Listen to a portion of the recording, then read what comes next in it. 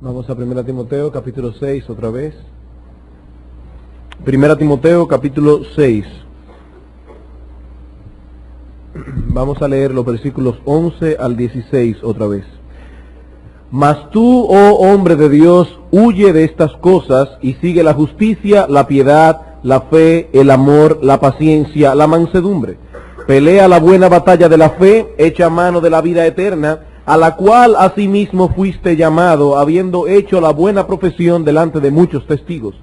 Te mando delante de Dios, que da vida a todas las cosas, y de Jesucristo, que dio testimonio de la buena profesión delante de Poncio Pilato, que guardes el mandamiento sin mácula ni reprensión hasta la aparición de nuestro Señor Jesucristo, la cual a su tiempo mostrará el bienaventurado y solo soberano, Rey de reyes y Señor de señores, el único que tiene inmortalidad, que habita en luz inaccesible, a quien ninguno de los hombres ha visto ni puede ver, al cual sea la honra y el imperio sempiterno. Amén.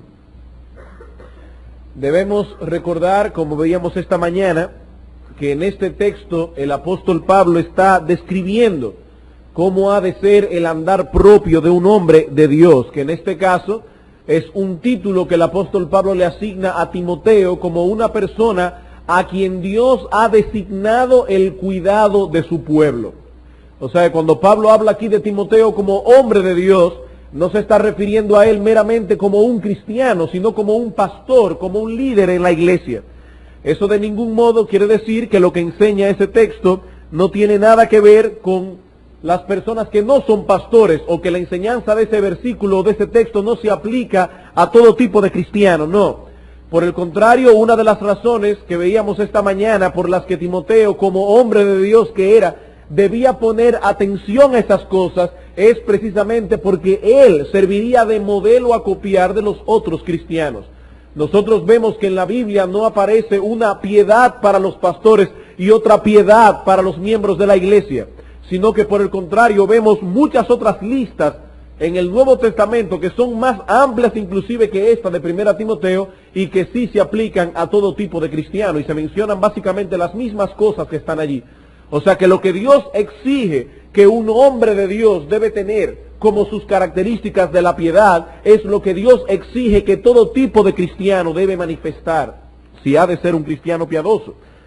Decíamos esta mañana que en el versículo 11 específicamente, Pablo nos muestra la naturaleza del andar propio de un hombre de Dios. Ese es el primer punto que hemos estado tratando y que continuaremos tratando en esta tarde. La naturaleza del andar propio de un hombre de Dios. Y Pablo lo hace en una forma sumamente llana y sencilla. Él dice, hay cosas que el hombre de Dios no debe hacer. Hay cosas que el hombre de Dios debe hacer. Hay cosas de las que el hombre de Dios debe huir. Hay cosas que el hombre de Dios debe perseguir. Más sencillo de ahí es imposible. Hay cosas que él no debe hacer, hay cosas que él debe hacer. Hay cosas que él debe rechazar, hay cosas que él debe procurar. Dice Pablo que en cuanto a la naturaleza propia del andar de un hombre de Dios, lo primero que hay es una constante huida del mal.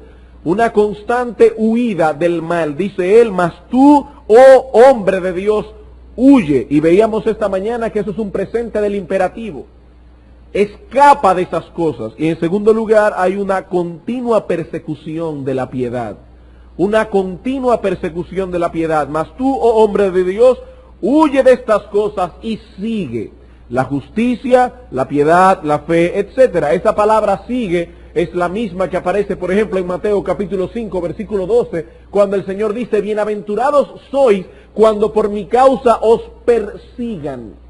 La palabra perseguir que usa el Señor en aquel pasaje es la misma que usa Pablo aquí. O sea que él está hablando de que debemos escapar, mantenernos apartados de todo aquello que a la larga pueda mantenernos alejados del Señor, que puedan terminar alejando nuestras almas del Señor, y por el contrario, debemos perseguir, procurar como algo de vida o muerte, como algo valioso, todas aquellas características que conforman la vida piadosa. Esta mañana, estudiando eso de que debemos ir en una búsqueda continua de la piedad, solo pudimos dar algunas sugerencias generales. ¿Cómo podemos trabajar con estas características en una forma general? Ustedes recordarán que dimos algunas sugerencias. Por ejemplo, decíamos esta mañana que usted debe tomar todas aquellas listas que aparecen en el Nuevo Testamento donde se describe la vida piadosa. Por ejemplo, Mateo capítulo 5 versículos 3 al 12, la bienaventuranzas. Gálatas capítulo 5 versículo 22 al 23, los frutos del Espíritu. Primera Timoteo capítulo 3 versículo 2 al 5, las características de un pastor. Primera Timoteo 6, 11, el texto que tenemos aquí delante. Segunda de Pedro capítulo 1 versículos 3 al 8 y así una serie de textos. Tomar todas esas características, copiarlas en un papel, mansedumbre, pobre en espíritu, persecución de la justicia, etcétera, etcétera, y entonces comenzar a comparar tu vida con ese papel que tú has escrito allí. Comenzar a examinar tu propia vida en lo tocante a esas características que aparecen allí e identificar cuáles de esas características no son una realidad en tu vida. Inclusive recomendábamos esta mañana que busques a una persona de mucha confianza, alguien que te conozca muy bien y que te ayude en esa evaluación. Sobre todo si eres casado, tu esposa o tu esposo. Si eres un joven de la iglesia y tus padres son cristianos, te sugiero que vayas a tus padres y les preguntes. Y si eres un padre de la iglesia cuyos hijos son grandes y son cristianos, sería bueno que como padre también hablaras con tus hijos con respecto a esas cosas. Otra sugerencia que dimos esta mañana es que debemos ver en la Escritura cómo en el Señor Jesucristo se manifestaban estas características de piedad y comienza a imitarlo. Y finalmente decíamos que en ocasiones debemos buscar la ayuda de hombres maduros que nos ayuden a conformar esas características de piedad. Y de igual modo decíamos que debíamos huir, escapar de cualquier tipo de amistad que pueda enfatizar en nosotros características negativas en cuanto a la vida de piedad. Debíamos huir de esas personas, aún sean hermanos de la iglesia. Alguien puede preguntarse con respecto a este último punto, pero ven acá, si yo tengo problemas, por ejemplo, con la mansedumbre, algo que veremos esta noche más detenidamente.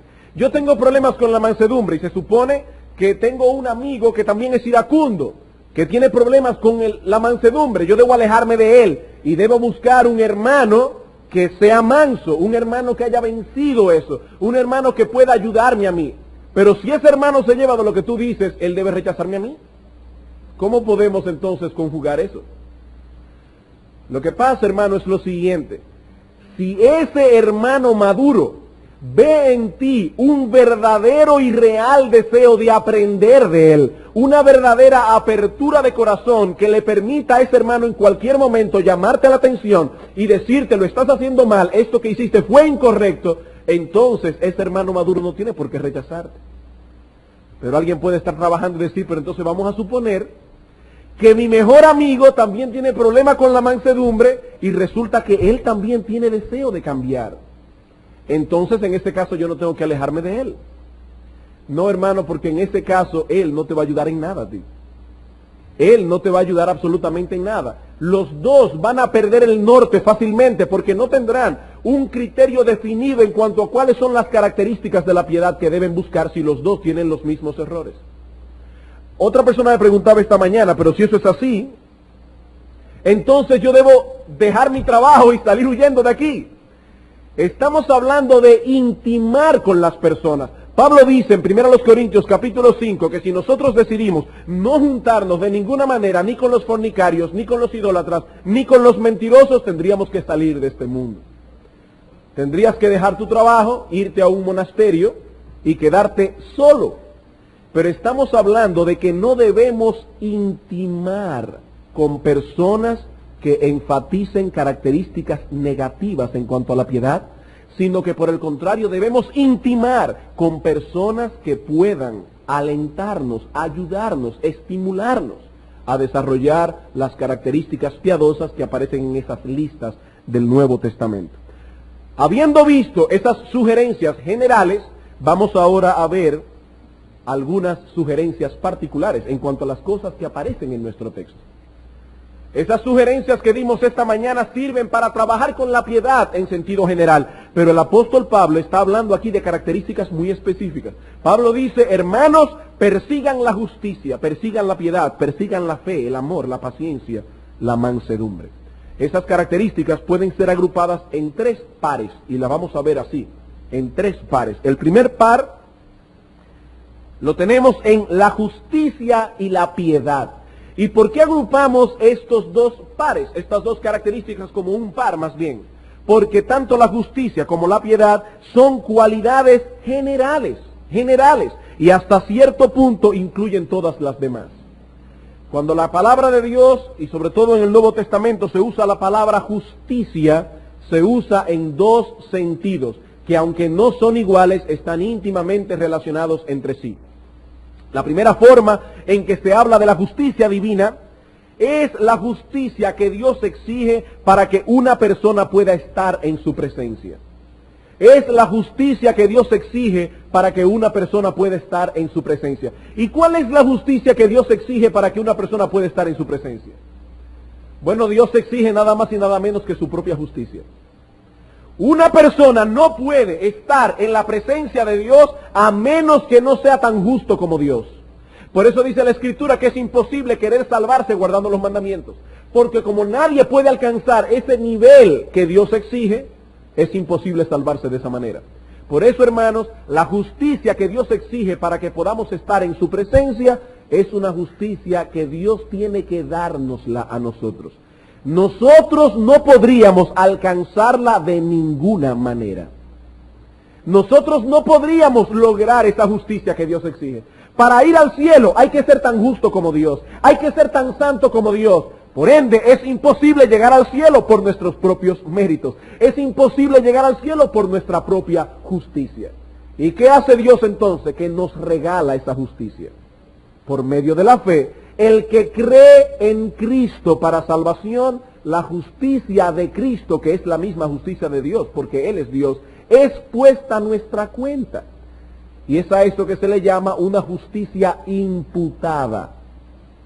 ¿Qué es una justicia imputada? Que dice la Biblia que todo aquel que cree en Cristo por el simple hecho de creer, ya Dios lo ve tan justo como si Él fuera Cristo. Ya Dios lo ve con la justicia de Cristo. Dice Romanos capítulo 1, versículos 16 y 17. No me avergüenzo del Evangelio, porque es poder de Dios para salvación a todo aquel que cree. Al judío primeramente y también al griego. Porque en el Evangelio la justicia de Dios se revela por fe y para fe, como está escrito, mas el justo por la fe vivirá. Es simplemente por creer. Cuando tú crees en Cristo, toda su justicia te es imputada, te es cargada a tu cuenta como si fuera tu propia justicia. Ahora bien, la Biblia también usa la palabra justicia en otro sentido. Usa la palabra justicia para denotar esa justicia práctica que deben manifestar todos aquellos que han sido justificados por Dios. La justicia práctica que deben manifestar todos aquellos que han sido justificados por Dios. ¿Y qué es esa justicia práctica?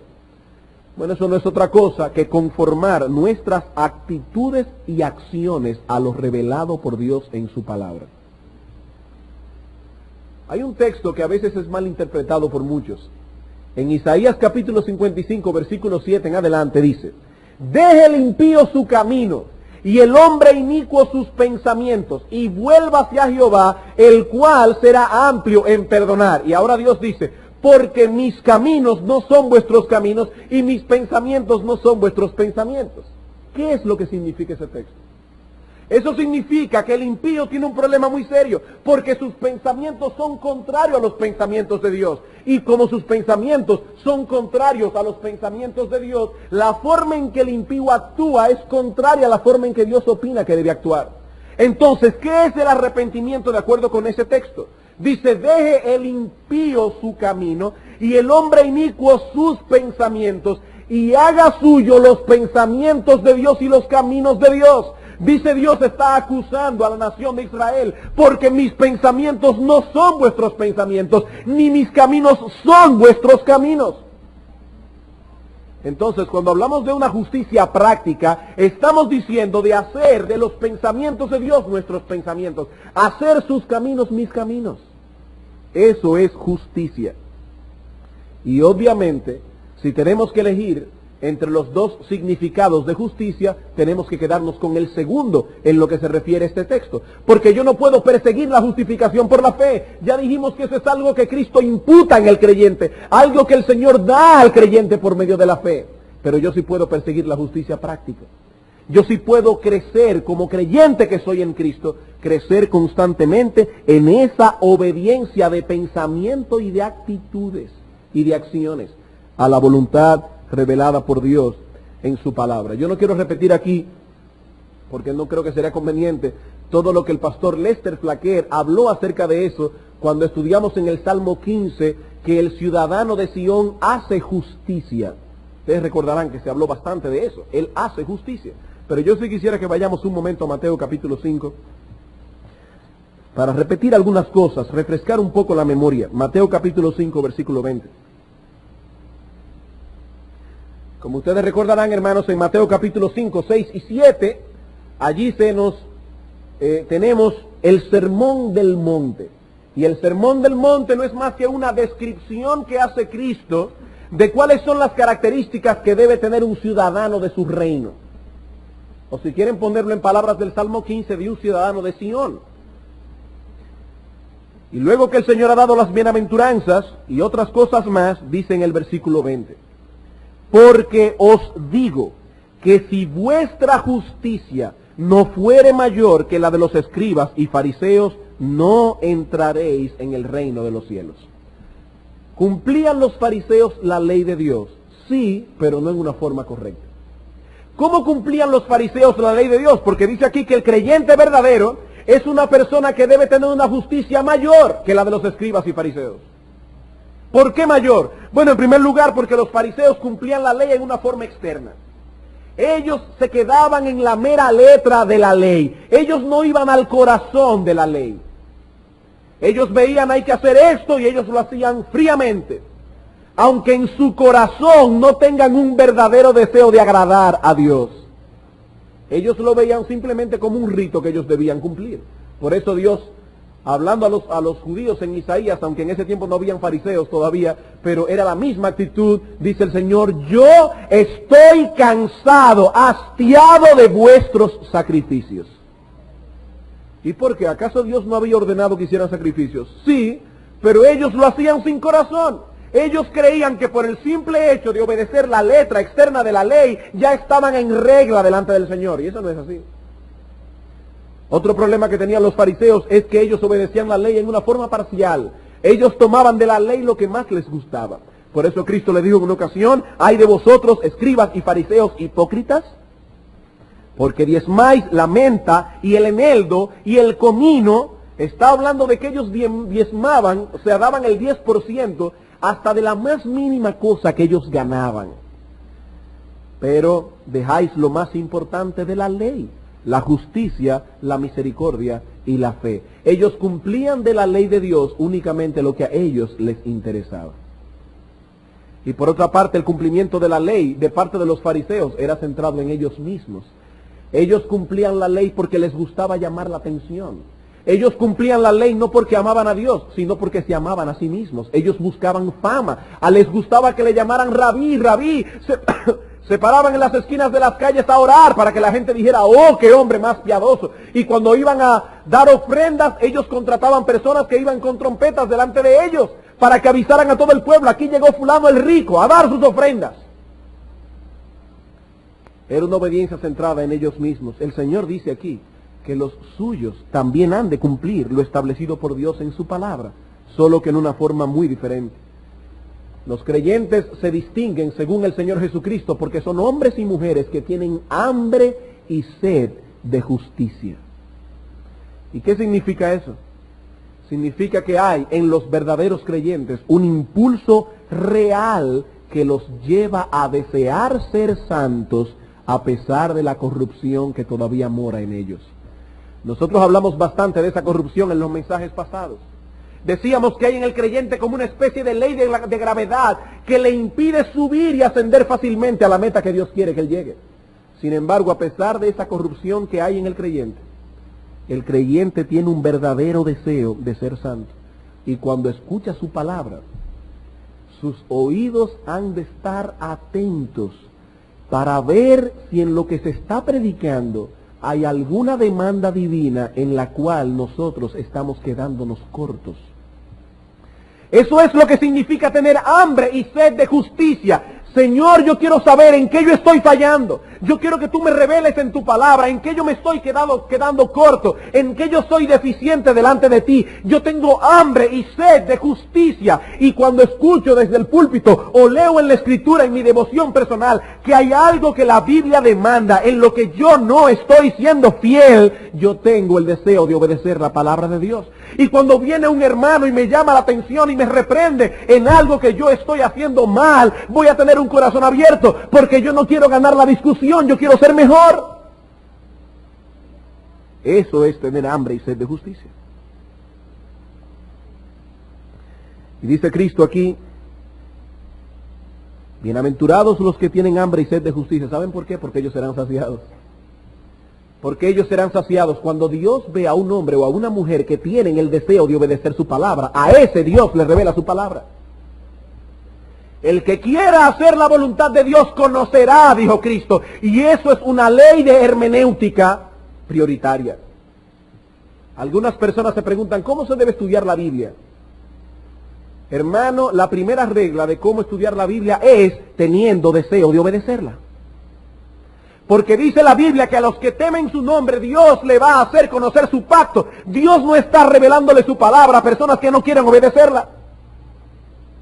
Porque si Dios se arriesgara a darle conocimiento a un hombre o a una mujer que no tienen la menor intención de obedecer su palabra, Dios estaría creando un monstruo, una persona que tiene un enorme conocimiento de la voluntad de Dios.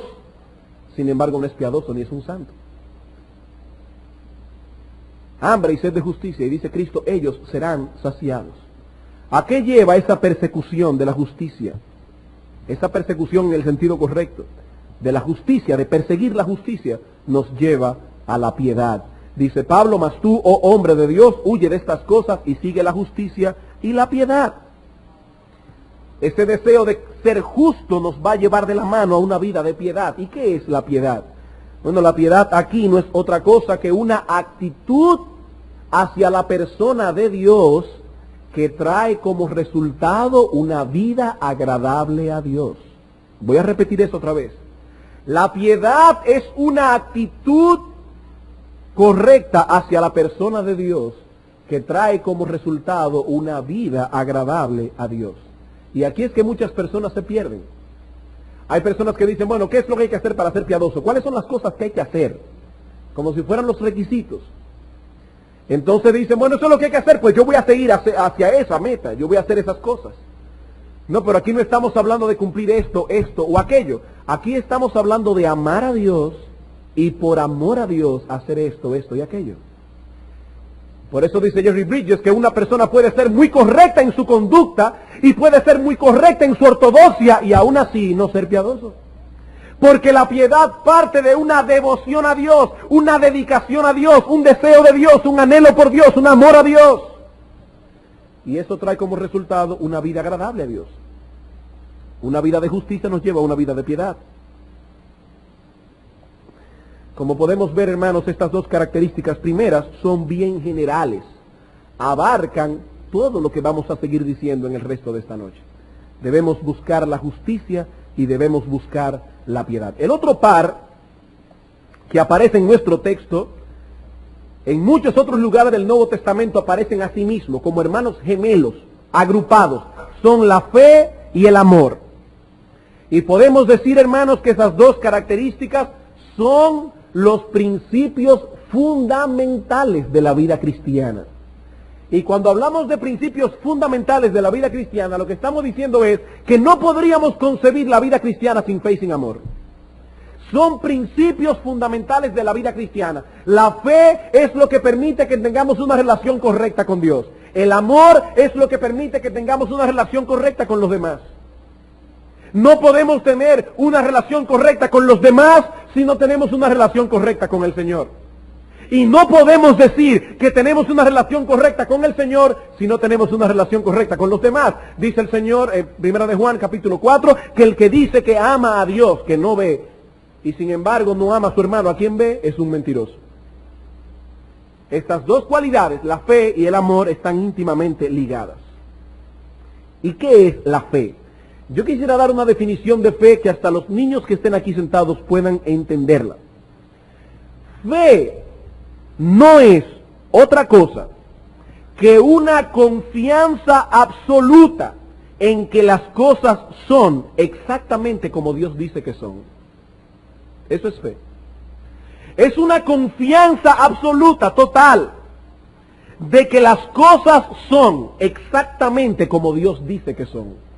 Por eso muchas veces se habla de la fe en el Nuevo Testamento comparándola con la confianza que tiene un niño, por ejemplo, en sus padres. La confianza que tiene un niño en sus padres es absoluta, por lo menos cuando están pequeños. Recuerdo haber leído la historia de una mujer que tenía tanta fe en el Señor, que una persona le dijo, oye, pero si tú leyeras en la Biblia, o Dios te dijera, sabemos que Dios no habla de esa manera, pero suponiéndolo, Dios te dijera que estrellaras tu cabeza contra la pared, ¿tú lo harías? Dice ella, sí, yo lo haría. La responsabilidad mía es estrellarme contra la pared. La responsabilidad de Dios es abrir el hueco para que yo no me dé. Pero ella tenía una fe absoluta en el Señor, una confianza total en que las cosas son exactamente como Dios dice que son. Por eso dice la Biblia que sin fe es imposible agradar a Dios. Imposible. Solo el hombre de fe puede descansar en las promesas de Dios y vivir confiado. Él dice, yo sé que las cosas son exactamente como Dios dicen que son. Y cuando hay problemas y cuando hay conflictos, él confía plenamente en la promesa de Dios. Y por otra parte, solo el hombre de fe puede creer en las advertencias bíblicas y vivir a la luz de lo que dice Dios. Ah, Dios dice que es un problema querer enriquecerse, pues no me voy a querer enriquecer, yo le voy a creer a Dios. Dice la Biblia que el que quiere enriquecerse cae en tentaciones y lazos y muchas codicias necias y dañosas que hunden a los hombres en destrucción y perdición. El hombre de fe tiene una confianza absoluta en que lo que Dios advierte es exactamente como Dios dice que es. Él confía en las advertencias divinas. Entonces, si la piedad parte de una actitud correcta hacia Dios, entonces la fe es un aspecto fundamental de la vida piadosa. Solo la fe puede relacionarnos con Dios correctamente. ¿Y qué nos dice Pablo en ese texto? Pablo dice que debemos perseguir la fe. Y si Pablo dice que debemos perseguir la fe, es porque él entiende que nosotros tenemos la responsabilidad de desarrollar esa confianza en nuestras vidas. ¿Y cómo yo puedo perseguir la fe? ¿Cómo yo puedo desarrollar la fe? Bueno, en primer lugar, decíamos eso el domingo pasado, lo voy a repetir, a través de un contacto consciente y constante con la Escritura. A través de un contacto consciente y constante con la Escritura. Dice Romanos 10, 17, así que la fe viene por el oír, y el oír por la palabra de Dios. Dice William Gurnall, El cristiano en su completa armadura, aquello que fue el instrumento para engendrar tu fe, ha de ser una ayuda para preservarla. Aquello que ha sido el instrumento para engendrar tu fe, ha de ser una ayuda para preservarla. ¿Y cuál es el instrumento que Dios usó para engendrar la fe? La palabra de Dios. La palabra de Dios. ¿Saben por qué nosotros debemos orar todos los días? Señor, danos el pan nuestro de cada día. Porque nosotros cada día necesitamos alimentarnos. Bueno, si tomamos el principio de buscar primeramente el reino de Dios y su justicia, eso quiere decir que así como nos preocupamos por alimentar nuestro cuerpo cada día del alimento necesario, debemos preocuparnos por nuestra alma cada día. Hermanos, es imposible crecer en fe si un creyente diariamente no aparta un tiempo diario y específico para estar a solas en comunión con Dios, estudiando su palabra. Es imposible. Dice Charles Bridges que la gracia de ayer no me sirve para hoy. Es todos los días escudriñando las Escrituras. Y hay hermanos que quieren ser piadosos, como decíamos esta mañana, sin ningún tipo de esfuerzo. Diariamente. Así como oramos el pan nuestro de cada día, dánoslo hoy. Yo cada día necesito tener una porción de la palabra de Dios que yo haya leído en una forma consciente, tratando de entender el significado del texto bíblico para que mi fe pueda ser fortalecida. para que mi fe pueda ser fortalecida. Hermanos, es vergonzoso que un cristiano no estudie la Biblia diariamente. Eso es una vergüenza delante de los ojos del Señor. Porque denota un menosprecio por lo más preciado que Dios le ha dado al hombre aparte de Jesucristo. Dice el Salmo 19, hablando de la palabra de Dios, dice que deseables son más que el oro y más que mucho oro afinado, y son más dulces que la miel y que la miel que destila del panal, es decir, la miel de mejor calidad. Y es vergonzoso, es un menosprecio que nosotros le hacemos a Dios cuando nosotros no leemos su palabra diariamente. Eso fortalece la fe. Y en segundo lugar, a través del ejercicio de esa fe. A través del ejercicio de esa fe, dice William Gurnall otra vez, vivimos por fe y la fe vive por el ejercicio. Vivimos nosotros por fe y la fe vive por el ejercicio. Ustedes han visto esos hombres que están trabajando desde pequeños, que ustedes dicen, si a fulano de tal se le quita su trabajo, lo matan. Bueno, con la fe es exactamente igual. Si usted no pone la fe a trabajar todos los días, la fe se muere. La fe tiene que ponerse a ejercitar. Dice William Gurnall, oh cristiano, ten el cuidado de mantener tu fe trabajando en una forma constante, porque si no la usas cuando debes hacerlo, esta te fallará cuando más desees que actúe. La fe hay que ponerla a trabajar todo el tiempo. ¿Y qué es poner a trabajar la fe? Sencillamente, anteponer las verdades que nosotros conocemos con nuestro entendimiento a las impresiones que nuestros sentidos nos están vendiendo. Vamos a ponerlo más fácilmente. Cuando nosotros estamos en medio de un problema, ¿qué es lo que nuestros ojos ven? El problema. Vemos a un esposo que no está haciendo lo correcto, vemos una situación económica que está cada vez peor. Eso es lo que vemos con nuestros ojos. Si nosotros permitimos que la impresión que dan nuestros sentidos prevalezca por encima de las verdades que nosotros conocemos, entonces caeremos en una depresión. Pero si nosotros utilizamos las verdades que nosotros conocemos y hablamos a nuestra alma y le decimos, no, mucho cuidado, acuérdate que dice Dios, yo no te dejaré ni te desampararé, acuérdate que dice Dios, yo te daré todo lo que te falta en Cristo Jesús. Entonces en ese caso, ya la impresión que me está alimentando a través de los sentidos ya no tendrá tanta influencia dentro de mí. La fe va a prevalecer, y eso es lo que hablamos del ejercicio de la fe. Alguien, por ejemplo, que hizo ese ejercicio de fe fue Asaf en el Salmo 73. A través de sus sentidos, de los ojos y de los oídos, Asaf estaba viendo cómo progresaban los impíos. Y dice él, versículo 2, en cuanto a mí casi se deslizaron mis pies, por poco resbalaron mis pasos. ¿Por qué? Porque tuve envidia de los arrogantes viendo la prosperidad de los impíos. ¿Cuál fue el problema de Asaf? ¿Por qué Asaf cayó en el terreno de la duda? ¿Saben por qué? Porque él se llevó más de su sentido de la vista que de su sentido de la visión del alma. Dice que él comenzó a ver la prosperidad de los impíos. Y obviamente aquí está hablando de una prosperidad externa, porque si Asaf hubiera visto a esos impíos con los ojos de la fe y hubiera visto la vaciedad que hay en el corazón de esos impíos, él no hubiera envidiado sus caminos. Pero él estaba viendo el que, que esta gente tenían carros, no, en el tiempo de Asaf, vamos a ponerlo en el tiempo de hoy. Que las esposas de esos impíos tenían todo tipo de cosas en la casa, que tenían unas mansiones lujosas, que en la casa del impío no se iba la luz porque tienen una planta que prende automática y que no hace ruido. Todo. Eso es lo que Asaf estaba viendo. Sin embargo, sigue él diciendo aquí, en el versículo 17, fíjense cuando este hombre dejó de tener duda. Hasta que entrando en el santuario de Dios, comprendí el fin de ellos. ¿Qué fue lo que hizo Asaf aquí? Él utilizó la verdad que su entendimiento había almacenado y dijo, pero espérate un momento, esta prosperidad que yo estoy viendo con mis ojos no es real. Esa prosperidad que yo estoy viendo con mis ojos no me dice a mí que esta gente realmente es feliz. Y dice aquí, cuando yo entré en el santuario de Dios, yo comprendí, mi mente comenzó a trabajar otra vez. Yo estaba como en una especie de letargo o de locura momentánea.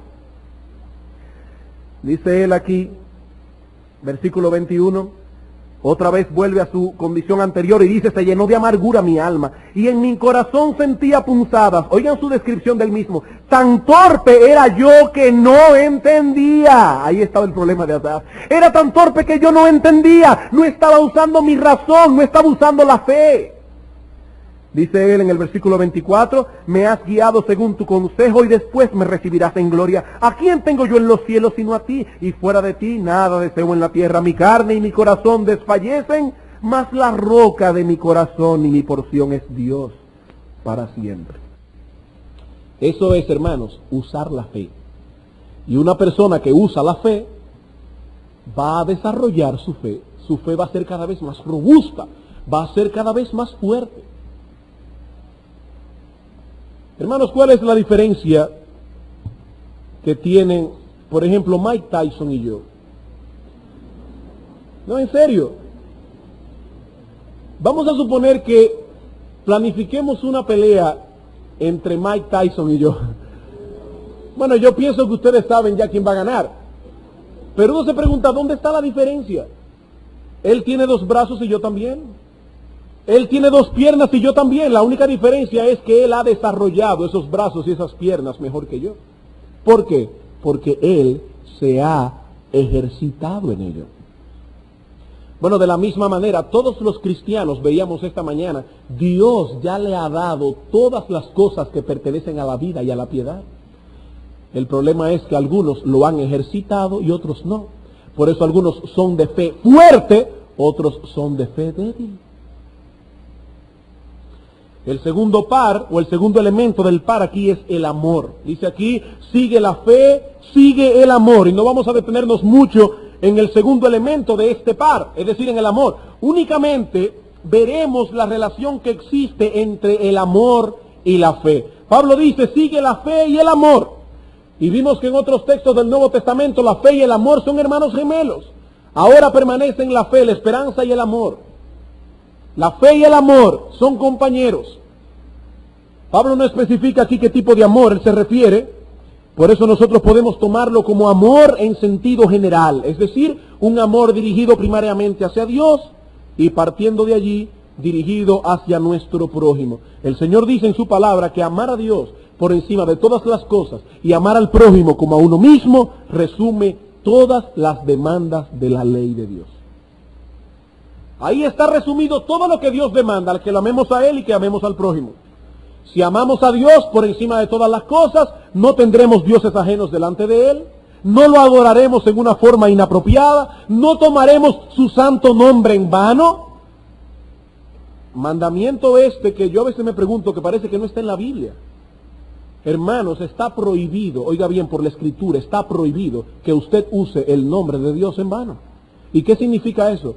Decir, ay Dios mío, y expresiones semejantes, eso es pecaminoso.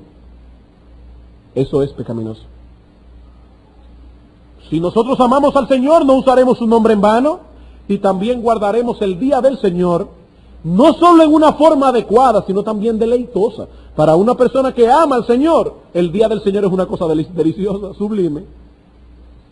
Y por otro lado, si nosotros amamos al prójimo como a nosotros mismos, cumpliremos la segunda tabla de la ley completa. Dice el apóstol Pablo en Romanos capítulo 13, porque no adulterarás, no matarás, no hurtarás, no dirás falsos testimonios, no codiciarás. Y cualquier otro mandamiento en esta sentencia se resume. Amarás a tu prójimo como a ti mismo. El amor no hace mal al prójimo, así que el cumplimiento de la ley es el amor. Ahora bien, ¿qué relación existe entre la fe y el amor? Bueno, en cuanto a nuestro amor a Dios, el asunto es obvio. ¿Cómo yo puedo amar a Dios si yo no creo en Él?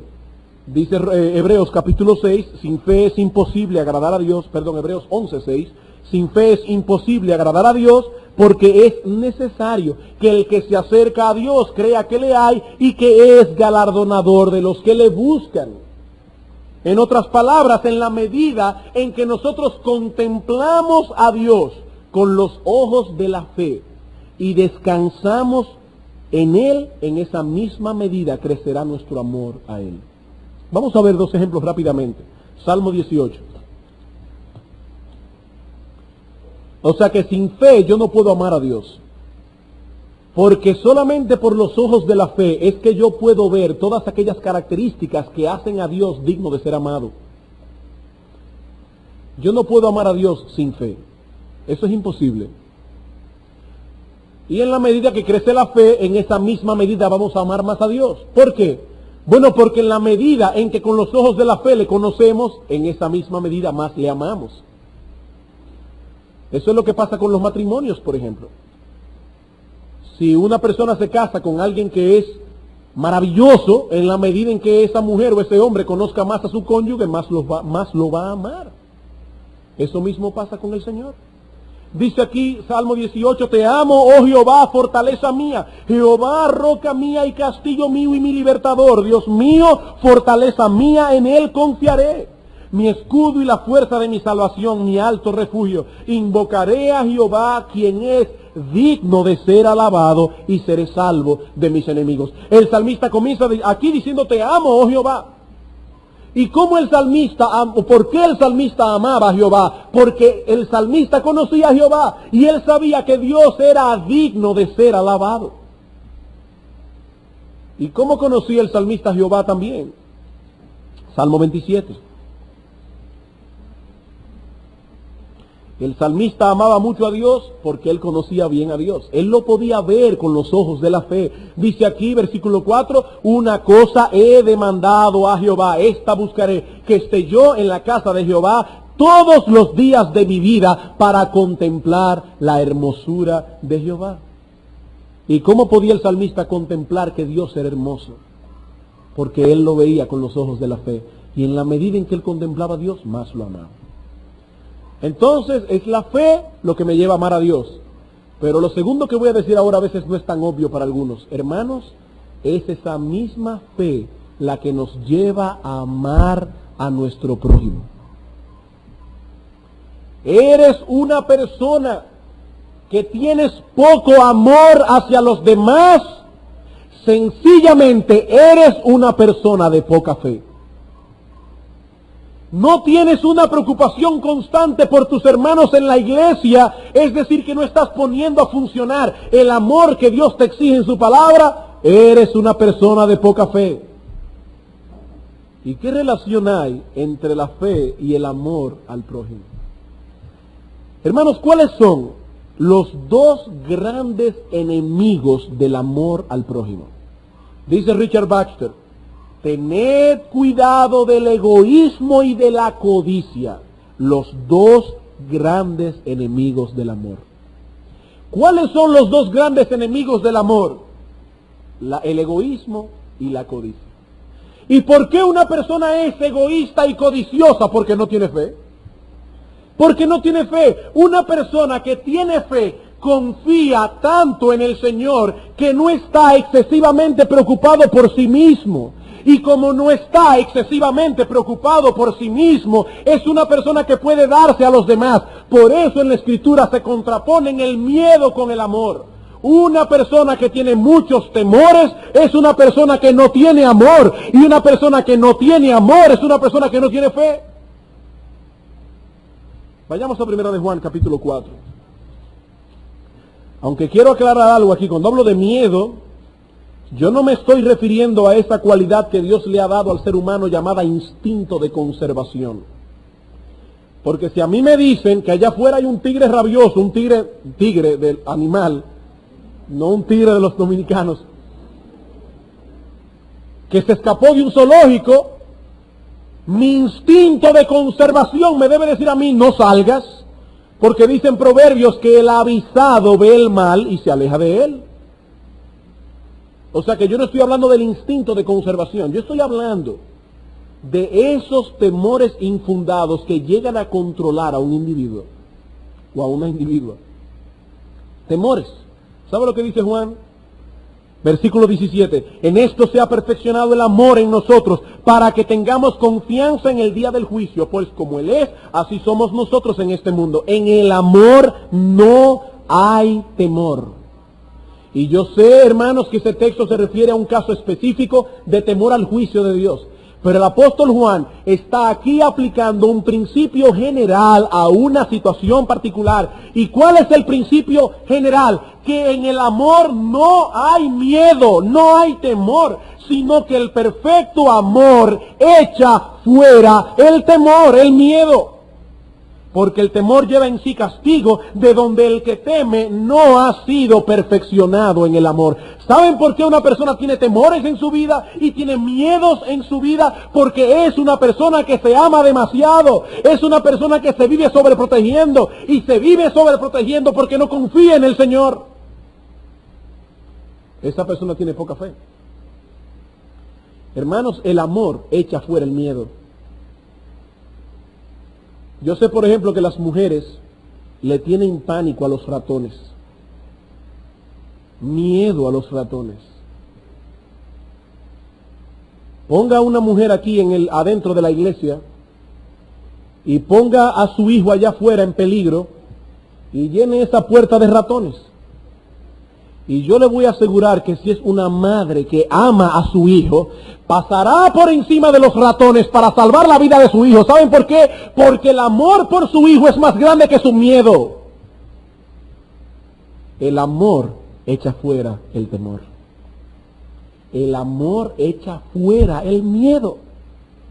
La fe y el amor son virtudes paralelas. No puedes cultivar el amor si no cultivas la fe. Ni el amor a Dios, ni el amor al prójimo. Otro ejemplo que vemos en la Biblia, lo vemos en Juan capítulo 14. Versículos 27 y 28. Dice Cristo, Él está viendo aquí el corazón turbado de los apóstoles. Y dice Él, la paz os dejo, mi paz os doy. Yo no os la doy como el mundo la da. No se turbe vuestro corazón ni tenga miedo. Pero ahora dice el Señor, habéis oído que yo os he dicho, voy y vengo a vosotros. Si me amarais, os habríais regocijado, porque he dicho que voy al Padre, porque el Padre mayor es que yo. Vamos a comenzar de atrás para adelante. ¿Qué significa de eso de que el Padre es mayor que yo? Bueno, que cuando Cristo se hizo hombre y se encarnó, Él quedó en una posición subordinada a Dios el Padre. Él no estaba diciendo que Dios el Padre era más Dios que Él. No, porque Dios el Hijo y Dios el Padre son coiguales, son coeternales. La deidad es igual de ambos. Pero Cristo, al hacerse hombre, se humilló voluntariamente, se sometió al Padre. Y Cristo está diciendo, yo les dije a vosotros, me voy y voy a mi Padre. Si ustedes me hubieran amado, se habrían regocijado diciendo, wow, qué bueno, el Señor va a volver a su posición original. Pero como ustedes estaban solamente pensando en ustedes mismos, su corazón se llenó de turbación y se llenó de miedo. En vez de estar pensando en lo que eso iba a significar para mí, en lo único que estaban pensando es en lo que mi lejanía iba a significar para ustedes. Ven, el amor echa fuera el temor. Y el amor crece por medio de la fe. El amor y la fe. Y el último par que vamos a ver esta noche, que está en nuestro texto, de las virtudes que Pablo menciona que debemos perseguir, son la paciencia y la mansedumbre. La paciencia y la mansedumbre. Este último par agrupa dos virtudes que nos han de ayudar a relacionarnos correctamente con los demás, sobre todo en momentos de conflictos, La paciencia nos habla de esa capacidad que Dios nos da de soportar pruebas circunstanciales mayormente. Mientras que la mansedumbre se nos habla de cómo enfocamos correctamente problemas personales. Es decir, la paciencia es lo que nos ayuda mayormente a soportar las pruebas que las circunstancias nos imponen. Una enfermedad, la muerte de un ser querido, un problema de apertura económica, etcétera, etcétera. Mientras que la mansedumbre nos lleva a una actitud correcta ante una agresión de otra persona. La paciencia de la que se nos habla aquí no tiene nada que ver con la resignación. Es penoso cuando una gente va a una funeraria, se le acaba de morir un ser querido, una persona le dicen resignación, resignación. No, la resignación es impía, la resignación es pagana en esencia. La resignación no es propia de cristianos. Los cristianos no tienen que resignarse, no. La resignación no pasa de ser un espíritu que se somete ante lo inevitable. Es el espíritu que dice, bueno, yo no puedo luchar con Dios. Pero eso no es cristiano, eso es impío, eso es pecaminoso. No. La paciencia de la que se nos habla aquí es la de una fortaleza de carácter. Una fortaleza de carácter que permite al hombre piadoso levantarse por encima de las dificultades y con los ojos de la fe mirar el propósito que Dios tiene en todas las cosas. Por eso se nos habla de la paciencia de Job. ¿Por qué? Porque Job no se resignó a la pérdida de sus hijos. No. Hay gente que piensa que paciencia es ni siquiera llorar. No. Uno puede llorar. Uno puede sentirse apenado por algo triste que ha ocurrido. Job no dijo, ¡qué bueno! Se me murieron mis hijos, perdí todo mi ganado. No, él no reaccionó de esa manera.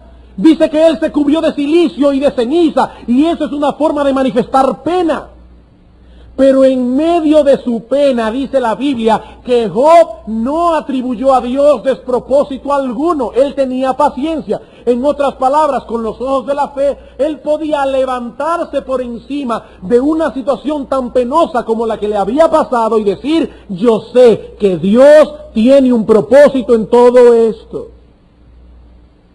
Por eso a los hermanos de Tesalónica, Pablo les dice, con respecto a sus familiares que han muerto, no os entristezcáis como aquellos que no tienen esperanza. Pero Pablo no le estaba diciendo, muérase de risa en el mortuorio.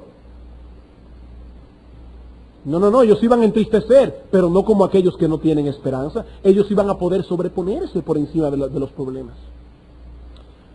Dice Santiago, hermanos míos, tened por sumo gozo. Y gozo no es lo mismo que alegría. Una persona puede estar alegre y no estar realmente gozosa. Y una persona puede estar apesadumbrada por algo que ha pasado y estar gozosa porque internamente está confiada en el Señor. Dice aquí, hermanos míos, tened por sumo gozo cuando os halléis en diversas pruebas, sabiendo, ahí está la razón, sabiendo que la prueba de vuestra fe produce paciencia. Esta persona se levanta con los ojos de la fe y dice, Dios tiene un propósito en todo. Esta capacidad de resistir bajo la presión de la prueba se encuentra íntimamente ligada con la mansedumbre. La mansedumbre. En las bienaventuranzas se menciona la mansedumbre solamente después de mencionar a los pobres en espíritu y de mencionar a los que lloran. ¿Saben por qué? Porque solo puede ser manso una persona que no tenga más alto concepto de sí que el que debe tener.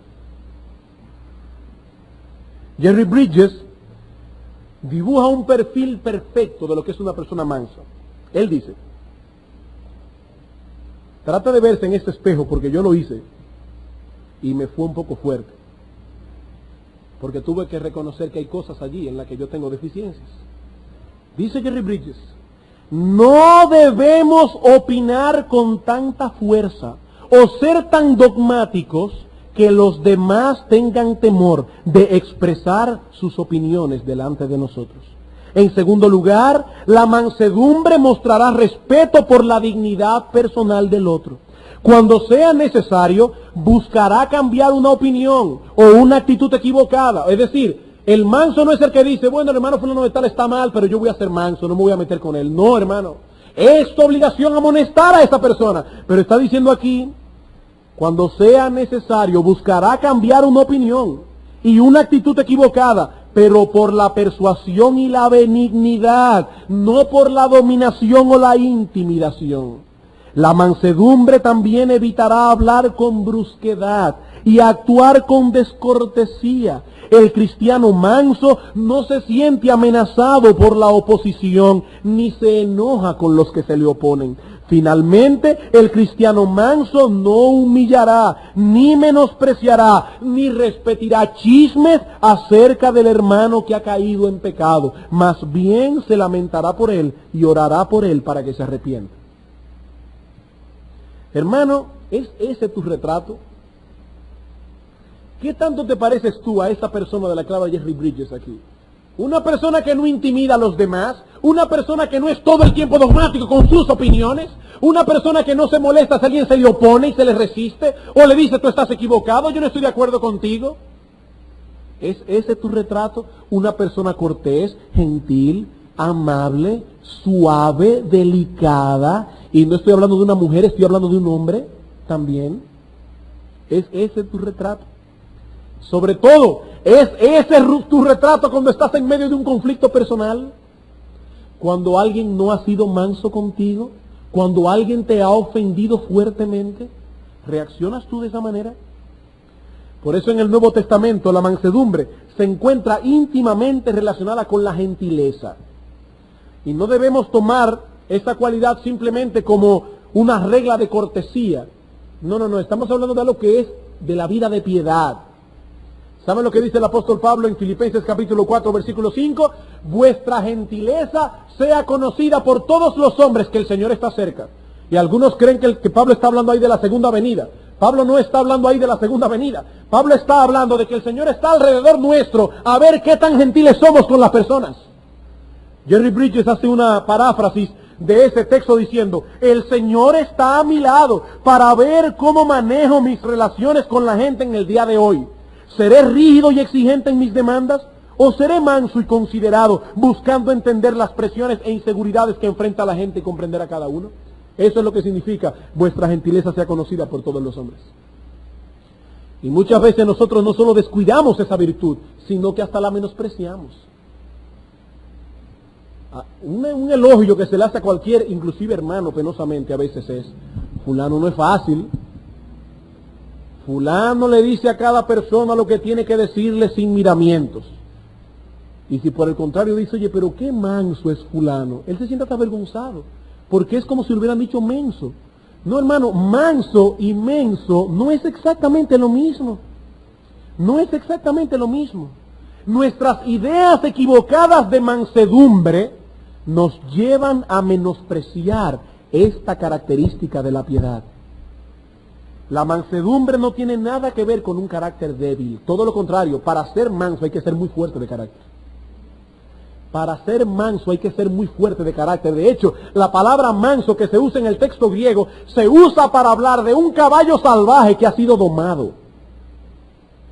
No estamos hablando aquí de una debilidad de carácter, todo lo contrario. El manso es un individuo que tiene un carácter tan fuerte que puede dominar sus propias pasiones. Es una persona que no se deja dominar por sus impulsos carnales. No es debilidad de carácter, ni tampoco tiene que ver con indolencia. Oye, qué manso es fulano. Le dijeron de todo y él ni se inmutó, pero posiblemente no es mansedumbre. Es que ese fulano menosprecia tanto a la humanidad que le dice, a mí qué me importa lo que dicen de mí. Eso es indolencia, eso no es mansedumbre. Ni tampoco tiene que ver con un carácter o con un temperamento calmado o educado. Se puede ser educado y no ser manso. Aquí no estamos hablando de educación. Usted puede coger todos los cursos de Hilda Kelly y no va a ser manso. La mansedumbre es un fruto del Espíritu Santo en la vida de un hombre. Ni mucho menos tiene que ver la mansedumbre con un compromiso de la verdad para no tener problema con nadie. Hay personas que confunden la mansedumbre diciendo, yo no voy a llamar la atención a este o aquel o aquel. No puedo, tengo que ser manso. No, hermano, tienes que llamar la atención al hermano que está haciendo algo malo si de veras lo amas. ¿Sabes lo que es mansedumbre? Martin Lloyd-Jones dice, la mansedumbre es básicamente tener una idea adecuada de uno mismo, la cual se manifiesta en la actitud y conducta que tenemos respecto a otros. El manso no es orgulloso de sí mismo, no se gloría nunca en sí mismo, siente que no tiene nada de qué enorgullecerse. También significa que no trata de imponerse. El manso ni siquiera es susceptible en cuanto a sí mismo. Él no se toma mucho en cuenta. No está siempre velando por sí mismo y sus intereses. No está siempre a la defensiva. Ser verdaderamente manso significa que uno ya no se protege, porque ve que no hay nada que valga la pena proteger.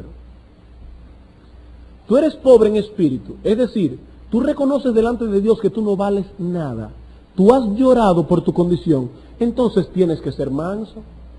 O tú eres de aquellos que le dicen a Dios en oración: oh Señor, yo soy un gusano, pero ay de aquel que me diga gusano.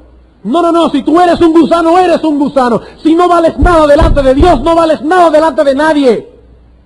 El manso es una persona que se conoce mucho a sí mismo. Él sabe que realmente no vale nada, por eso no se defiende tanto. No es tan orgulloso de su propia opinión, no se molesta cuando se le oponen, no se defiende, no se gloría, no es orgulloso. Esa es una persona mansa. Ser mansos, hermanos, no tiene nada que ver con el temperamento. Eso tiene que ver con la piedad. Una persona no es mansa, no porque en su casa no le enseñaron a hacerlo, no porque su papá o su mamá era así o asá. Eso no es la razón por la cual no hay mansedumbre en los creyentes, es porque no hay piedad. Piedad, eso no es problema de educación ni de temperamento, es de piedad. Nos vivimos ocultando en mamparas. Y tú sabes que mi papá era muy bocón. Tú sabes que mi mamá era muy agria. No, hermano, dice la Biblia que tu padre ahora es Dios. Esas cualidades las aprendimos de nuestro padre el diablo, pero ahora somos cristianos. Ahora somos cristianos. Dice un autor del pasado, y creo que tiene mucha razón: rara vez pensamos que no ser manso es un pecado. Hermanos, no ser manso es un pecado. Eso es un pecado. Dice Sofonías capítulo 2, versículo 3, buscad justicia, buscad mansedumbre. Buscad mansedumbre. Hermanos, la mansedumbre es necesaria para mostrar que somos elegidos de Dios. En Colosenses capítulo 3, versículo 12 dice: vestíos pues como escogidos de Dios, santos y amados. Y como dice, vestíos de mansedumbre. La mansedumbre es una de las características que deben tener los ciudadanos del reino. Bienaventurados los mansos, porque ellos recibirán la tierra por heredad. La mansedumbre es necesaria a la hora de reprender y de corregir. En 1 Timoteo capítulo 2, versículo 25 dice: el siervo del Señor no debe ser contencioso, sino apto para enseñar, sufrido, amable, que con mansedumbre corrija a los que se oponen, por si quizás Dios les conceda que se arrepientan. Y en Gálatas capítulo 6, versículo 1 dice: amados míos, si alguno de vosotros es reprendido en alguna falta, vosotros que sois espirituales, restauradles con espíritu de mansedumbre. La mansedumbre es necesaria para reprender. Es más, la mansedumbre es necesaria hasta para recibir la palabra del Señor adecuadamente. ¿Sabe lo que dice Santiago 1:21? Desechando toda malicia y abundancia de malicia, recibid la palabra implantada con mansedumbre, la cual puede salvar vuestras almas. Te preguntas por qué vienes a los cultos constantemente y parece que la Biblia no hace nada en tu vida, posiblemente porque no eres manso. Y al no ser una persona mansa, la palabra de Dios no encuentra cabida en tu corazón. Es necesario ser manso para recibir la palabra de Dios predicada. La mansedumbre, dice la Biblia también, es el adorno por excelencia de una mujer cristiana. En 1 de Pedro 3:4 dice que no tengan peinados ostentosos, ni oro, ni perla, ni vestidos costosos, sino que se adornen como esas santas mujeres de Dios, con un espíritu afable y apacible, que es de grande estima delante de Dios. Es decir, que cuando un hombre ve a una mujer que puede ser Miss Universo, pero le falta ese espíritu afable y apacible, Dios no la ve como una mujer hermosa. Y hermanos varones solteros de la iglesia, si te fijas en una hermana y esa hermana no tiene ese adorno, no importa que sea Miss Universo o que sea Miss Mundo, tienes que verla con los ojos de Dios. No puedes verla como una mujer hermosa. No puedes verla como una mujer hermosa. Dice la Biblia que el adorno de la mujer es un espíritu afable y apacible delante de los ojos del Señor. Eso es una mujer hermosa para Dios. La mansedumbre es tan importante que es necesaria para que nuestro testimonio cristiano sea efectivo. Dice Primera de Pedro capítulo 3 versículo 15, estad siempre preparados para presentar defensa con mansedumbre y reverencia ante todo el que os demande razón de la esperanza que hay en vosotros. Qué importante es la mansedumbre. Hermanos, debemos procurar la mansedumbre lo mismo que la paciencia, y para ello simplemente debemos seguir las mismas directrices que vimos la semana pasada con respecto al contentamiento. A la larga, ¿cómo aprendemos a contentarnos? Cuando tenemos una visión correcta de nosotros mismos, y la mansedumbre viene exactamente por lo mismo. ¿Tú sabes por qué tú no eres manso? Porque tú te crees la gran pieza. Ese es todo el problema, mi hermano, créemelo. No lo digo en una forma brusca porque yo tuve que cuestionarme a mí mismo estudiando esto. No eres manso porque te crees la gran pieza, eres muy orgulloso, te crees demasiado valioso.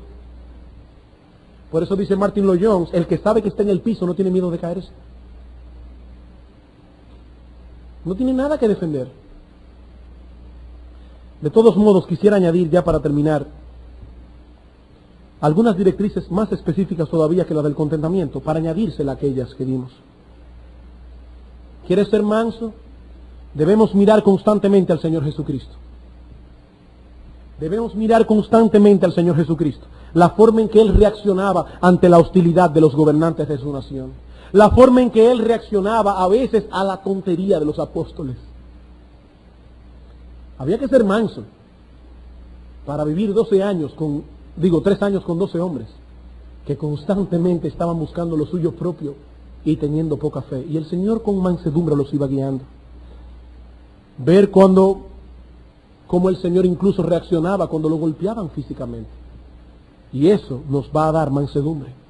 Primera de Pedro capítulo 2 versículo 20 al 23 dice que el Señor nos ha dado ejemplo para que sigamos sus pisadas. Segundo, debemos preguntar a los que nos conocen mejor cómo nos percibe la gente.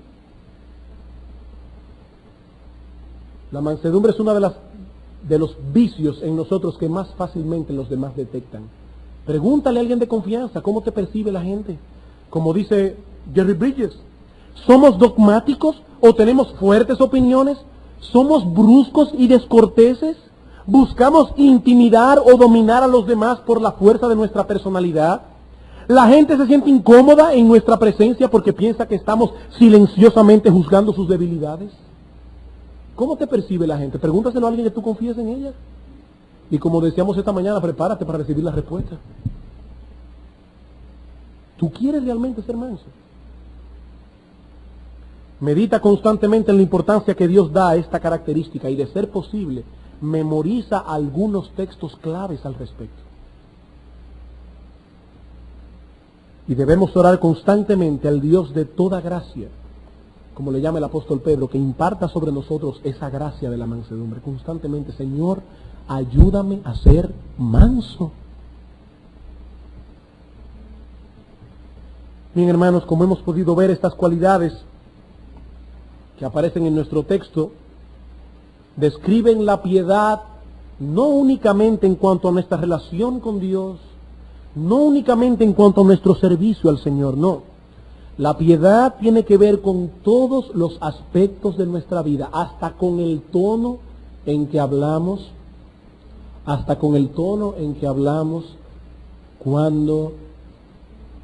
sobre todo cuando estamos en medio de un conflicto o en medio de una diferencia de opiniones. Pablo nos dice aquí que el andar propio de un hombre de Dios consiste en huir de aquellas cosas mencionadas en los versículos 3 al 10 y perseguir estas características constantemente. Nunca pensemos que hemos llegado a ningún sitio. Todo el tiempo debemos evaluarnos a nosotros mismos en estas cosas. Vamos a orar.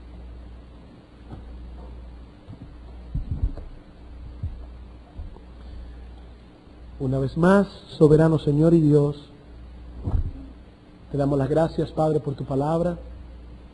Y una vez más te suplicamos, oh Padre, que tu Santo Espíritu nos redarguya de pecado. Que tu Santo Espíritu nos ayude a examinarnos con honestidad a nosotros mismos. Que identifiquemos esas áreas en las cuales somos deficientes. Y ayúdanos, oh Señor, a trabajar en esas características que conforman la vida de piedad, de modo que cada día podamos parecernos más al Señor Jesucristo. En su nombre. Amén.